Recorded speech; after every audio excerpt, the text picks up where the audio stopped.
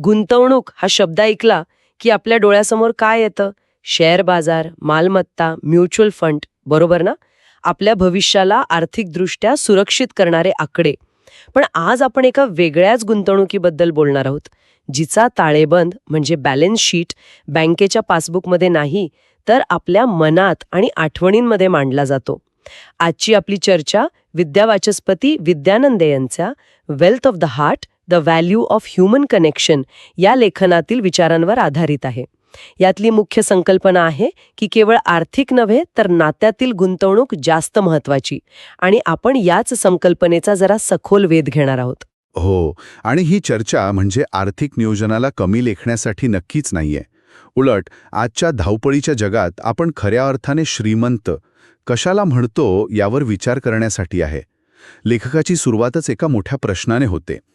ते विचारतात की आज अशी परिस्थिती का आहे की लोकांची घरं मोठी होत आहेत पण कुटुंब लहान होत आहेत. म्हणजे भौतिक समृद्धी आहे पण ती भावनिक शांतता, ते समाधान कुठेतरी हरवलंय. आणि लेखकाच्या मते यामागचं कारण आपल्या गुंतवणुकीच्या प्राधान्यक्रमात दडलेलं आहे. बरोबर. चला तर मग हेच उलगडून पाहूया. लेखक जेव्हा नात्यांमध्ये गुंतवणूक असं म्हणतात तेव्हा त्याचा नेमका अर्थ काय आहे? कारण हा शब्द आपण खूप वापरतो, पण अनेकदा तो फक्त एकत्र वेळ घालवणे इतक्यापुरता मर्यादित राहतो. लेखकाने याला अधिक सखोलपणे मांडलं आहे का? हो, नक्कीच. त्यांच्या मते ही केवळ वेळेची गुंतवणूक नाही, तर ती भावना, लक्ष आणि समजूतदारपणा यांची गुंतवणूक आहे. त्यांनी याचे 4 मुख्य स्तंभ सांगितले आहेत. पहिला आहे सक्रिय श्रवण. म्हणजे फक्त ऐकायचं नाही तर समजून घ्यायचं. स्वीकारणं, त्यांना बदलण्याचा प्रयत्न न करणं. तिसरा आहे भावनिक प्रामाणिकपणा, म्हणजे आपल्या भावना न लपवता योग्य शब्दात व्यक्त करणं. आणि चौथा, जो सर्वात महत्त्वाचा आहे, तो म्हणजे सातत्यपूर्ण आधार. म्हणजे चांगल्या वाईट काळात मी आहे हा विश्वास देणं. बरोबर. या 4 स्तंभांवर नात्याची इमारत उभी राहते, असं ते म्हणतात. हे फारच मनारी आहे. म्हणजे ही एक सक्रिय प्रक्रिया आहे, केवळ उपस्थिती नाही. पण इथे लेखक पैसा आणि प्रेम यांच्यातल्या फरकावर येतात. हा मुद्दा तसा जुना आहे, पण त्यांनी तो काही वेगळ्या दृष्टिकोनातून मांडला आहे का? हो, त्यांनी याला एका आर्थिक सिद्धांताची जोड दिली आहे, जी खूपच रंजक आहे. ते म्हणतात की आर्थिक गुंतवणूक ही अनेकदा रास पावणारी संपत्ती असू शकते, म्हणजे डेप्रिशिएटिंग ॲसेट. अच्छा. म्हणजे महागाईमुळे किंवा बाजारातील चढउतारामुळे तिचं मूल्य कमी होऊ शकतं. पण नात्यांमधील गुंतवणूक ही वाढणारी संपत्ती आहे, अन ॲप्रिशिएटिंग ॲसेट. ॲप्रिशिएटिंग ॲसेट. हो, तुम्ही जितका वेळ, भावना आणि समजूतदारपणा गुंतवता तितका त्याचा परतावा चक्रवाढ व्याजाप्रमाणे वाढत जातो, विशेषतः आयुष्याच्या उत्तरार्धात.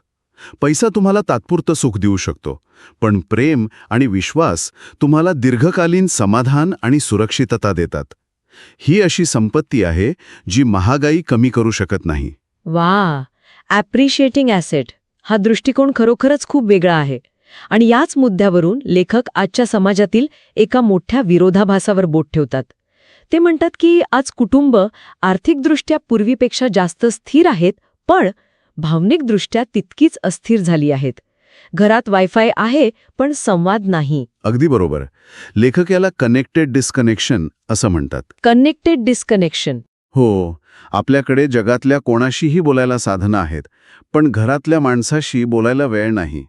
यामागे ते 3 मुख्य कारणं देतात. पहिलं, वेळेचा अभाव. पण हा खरा वेळेचा अभाव नाही, तर प्राधान्यक्रमाचा अभाव आहे. दुसरं, भावनिक असुरक्षितता. आपल्या भावना व्यक्त केल्यास समोरचा काय विचार करेल या भीतीने संवादच होत नाही. आणि तिसरं, एकमेकांच्या आयुष्याबद्दलची उदासीनता. तुझा दिवस कसा होता हा प्रश्नच विचारला जात नाही, कारण त्याचं उत्तर ऐकण्यात आपल्याला आता रस उरलेला नाही. आणि या छोट्या वाटणाऱ्या गोष्टींमुळेच नात्यांमध्ये एक पोकळी निर्माण होते. पण हे सगळं ऐकायला खूप आदर्शवादी वाटतं. म्हणजे आजच्या जगात जिथे 2 पगार असल्याशिवाय घर चालवणं कठीण आहे, तिथे क्वालिटी टाईमसाठी वेळ कुठून आणायचा? लेखकाने या व्यावहारिक समस्येवर काही उपाय सुचवला आहे का, की हा फक्त एक तात्विक सल्ला आहे? कारण कामावरून थकून आल्यावर पुन्हा भावनिक गुंतवणूक करायला ऊर्जा कुठून आणायची, हा अनेकांपुढचा खरा प्रश्न आहे. तुम्ही खूप महत्त्वाचा आणि व्यावहारिक मुद्दा मानला आहे, आणि लेखकाने यावरही विचार केला आहे. ते म्हणतात की नात्यातील गुंतवणूक म्हणजे तासनतास एकत्र बसणं नव्हे, ती मॅरेथॉन नसून स्प्रिंट्सची मालिका आहे. स्प्रिंट्सची मालिका? हो, त्यांनी मायक्रो इन्व्हेस्टमेंटची संकल्पना मांडली आहे. म्हणजे दिवसातून फक्त 5 मिनिटं, पण ती पूर्णपणे ना समोरच्या व्यक्तीसाठी. फक्त 5 मिनिटं? हो, उदाहरणार्थ कामावरून घरी आल्यावर 5 मिनिटं फोन बाजूला ठेवून फक्त जोडीदाराशी बोलणं किंवा मुलांसोबत खेळताना पूर्णपणे त्यांच्यात रमून जाणं. लेखकाने एका मोठ्या उद्योगपतीचे उदाहरण दिलंय. त्याच्याकडे सगळी भौतिक संपत्ती होती, पण तो आपल्या मुलाच्या वाढदिवसाला कधीच हजर राहू शकला नाही. आयुष्याच्या शेवटी त्याने कबूल केलं की मी माझ्या कंपनीचा ताळेबंद सांभाळला, पण माझ्या कुटुंबाचा ताळेबंद पूर्णपणे बिघडून टाकला. लेखकाला हाच विरोधाभास अधोरेखित करायचा आहे. मोठ्या गोष्टींपेक्षा छोट्या सातत्यपूर्ण गोष्टी जास्त महत्वाच्या आहेत. करता येते हे स्पष्ट झालं, पण आर्थिक गुंतवणुकीचा परतावा आपल्याला आकड्यांमध्ये, बँक स्टेटमेंटमध्ये दिसतो. या भावनिक गुंतवणुकीचा परतावा नेमका कसा आणि केव्हा मोजायचा, याबद्दल लेखक काय म्हणतात? लेखकाच्या मते हा परतावा लगेच दिसत नाही.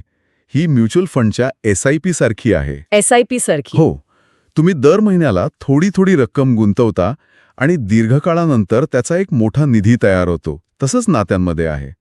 तुम्ही रोज थोडा वेळ, थोडा संवाद, थोडी काळजी गुंतवता आणि याचा खरा परतावा तेव्हा मिळतो जेव्हा आयुष्यात तुमच्यावर कठीण प्रसंग आणतं. तुम्ही SIP आणि विम्याचा उल्लेख केलात. लेखक या आर्थिक रूपकांचा म्हणजे फायनान्शियल अॅनालॉजीजचा अधिक विस्तार करतात का? उदाहरणार्थ, जसा आपण विम्याचा हप्ता नाही भरला तर पॉलिसी लॅप्स होते, तसं नात्यांमध्येही होतं का? तसंच संवादाचा अभाव, दुर्लक्ष करणं, दिलेली वचनं न पाळणं, या सगळ्यामुळे नातं लॅप्स होऊ शकतं. अच्छा. आणि एकदा नातं लॅप्स झालं की ते पुन्हा सुरू करण्यासाठी खूप जास्त प्रीमियम म्हणजे खूप जास्त प्रयत्न आणि विश्वासार्हता पणाला लावावी लागते आणि अनेकदा ते शक्यही होत नाही. त्यामुळे रोजचा छोटा प्रीमियम भरणं हे जास्त सोपं आहे. आणि मग ह्याच्या विरुद्ध बाजूने विचार केला तर नो क्लेम बोनस सारखी काही संकल्पना आहे का? म्हणजे जर आपण वर्षानुवर्ष ही गुंतवणूक प्रामाणिकपणे करत राहिलो तर त्याचा काही विशेष फायदा मिळतो का? खूपच छान प्रश्न. हो, लेखक याला भावनिक नो क्लेम बोनस म्हणतात. जेव्हा तुम्ही अनेक वर्ष छोट्या छोट्या गोष्टींमधनं, संकटांमधनं एकमेकांना समजून घेता, आधार देता, तेव्हा तुमच्या नात्यात एक प्रकारची लवचिकता, एक रेझिलियन्स येते. म्हणजे जेव्हा एखादं मोठं वादळ येतं तेव्हा नातं तुटत नाही, फक्त थोडं वाकतं. कारण तुमच्याकडे आधीच कमावलेल्या विश्वासाचा आणि समजूतदारपणाचा बोनस जमा असतो. तो बोनस तुम्हाला त्या मोठ्या संकटाच्या वेळी कमी भावनिक त्रास सहन करायला मदत करतो. हाच तुमचा नो क्लेम बोनस आहे. बरोबर. आर्थिक नुकसान भरून निघतं, पण भावनिक नुकसान ते भरून निघायला खूप वेळ लागतो. अगदी. म्हणजे ही गुंतवणूक केवळ आपल्याला आधारच देत नाही, तर भविष्यातील भावनिक धक्क्यांपासून आपलं संरक्षणही करते. पण ही गुंतवणूक करायला काही विशेष पात्रता लागते का? म्हणजे यासाठी तुमच्याकडे खूप पैसा किंवा रिकामा वेळ असणं गरजेचं आहे का? अजिबात नाहीये. आणि हीच या गुंतवणुकीची सर्वात सुंदर गोष्ट आहे. ती पूर्णपणे लोकशाहीवादी आहे, डेमोक्रेटिक आहे. ती कोणत्याही वयाची, परिस्थितीची किंवा आर्थिक स्तराची मोहताज नसते. अच्छा. एक साधा संवाद, मनापासून केलेली चौकशी किंवा मी आहे सोबत हा एक छोटासा आधाराचा शब्दही नातं घट्ट करण्यासाठी पुरेसा ठरू शकतो. यासाठी महागड्या भेटवस्तूंची गरज नसते.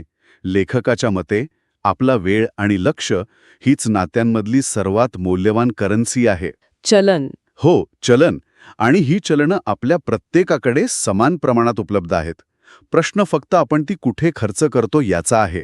तर मग या सगळ्या चर्चेतून लेखक आर्थिक गुंतवणूक आणि भावनिक गुंतवणूक यांच्यातल्या संतुलनाबद्दल काय अंतिम निष्कर्ष काढतात? ते एकाला दुसऱ्यापेक्षा श्रेष्ठ ठरवतात का? नाही. लेखक अत्यंत व्यावहारिक दृष्टिकोन मांडतात. ते आर्थिक गुंतवणुकीला अजिबात नाकारत नाहीत. ते स्पष्टपणे म्हणतात की आर्थिक गुंतवणूक जीवन जगण्यासाठी आवश्यक आहे. पैशाशिवाय मूलभूत गरजा पूर्ण होऊ शकत नाहीत आणि जगणं कठीण होतं, हे त्यांनाही मान्य आहे. पण त्याच वेळी ते एक महत्त्वाचं वाक्य जोडतात. नात्यांमधील गुंतवणूक जीवन अर्थपूर्ण बनवते. जगणं आणि अर्थपूर्ण जगणं यातला फरकच या दोन प्रकारच्या गुंतवणुकीतून स्पष्ट होतो. बरोबर. फक्त श्वास घेणं म्हणजे जगणं नाही, तर आनंदाने, समाधानाने आणि आपल्या माणसांच्या सोबतीने श्वास घेणं म्हणजे अर्थपूर्ण जगणं.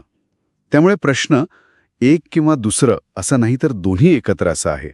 प्रश्न फक्त प्राधान्यक्रमाचा आहे. तर या सगळ्याचा अर्थ असा होतो की आपण यशाची व्याख्या केवळ बँक बॅलन्स, घराचा आकार किंवा गाडीच्या मॉडेलमध्ये शोधायला नको. त्याऐवजी ती आपल्या आयुष्यातील नात्यांच्या गुणवत्तेमध्ये शोधायला हवी. आपल्याकडे किती मोठी गाडी आहे यापेक्षा आपल्यासोबत त्या गाडीत विश्वासाने बसायला किती जवळची माणसं आहेत हे जास्त महत्त्वाचं आहे. आपली नाती किती समृद्ध, विश्वासपूर्ण आणि जिव्हाळ्याची आहेत हेच आपल्या खऱ्या श्रीमंतीचं लक्षण आहे, की नाही? अगदी बरोबर. लेखकाने एका वाक्यात याचं सार सांगितलंय. आयुष्याच्या शेवटी पैसा सोबत येत नाही, पण आठवणी आणि नाती मात्र आयुष्यभर साथ देतात आणि त्यानंतरही टिकून राहतात. हे एक असं सत्य आहे ज्यावर आपण सगळ्यांनीच विचार करायला हवा.